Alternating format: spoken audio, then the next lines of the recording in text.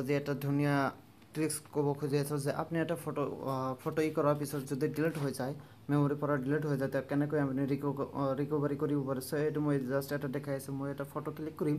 চ' মই এইটো ফটো ল'লোঁ। ফটো লোৱাৰ পিছত চাব মোৰ ফটোটো গেলাৰীতে আহি গ'ল।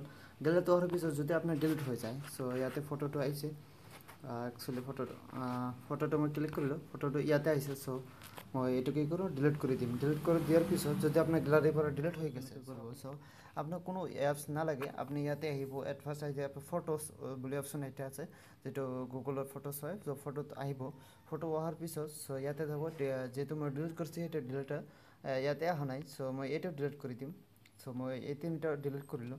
ডিলিট কৰাৰ পিছত এতিয়া আপুনি গেলাৰীৰ পৰা সেইটো ডিলিট হৈ গ'ল। চ' আপুনি কেনেকৈ সেইবিলাকে আনিব পাৰিব। চ' ইয়াতে থ্ৰী লাইনত ক্লিক কৰিব। থ্ৰী লাইনত ক্লিক কৰাৰ পিছত ইয়াতে ট্ৰাষ্ট বুলি অপশ্যন এটা আহিব, ট্ৰাষ্টত আহিব।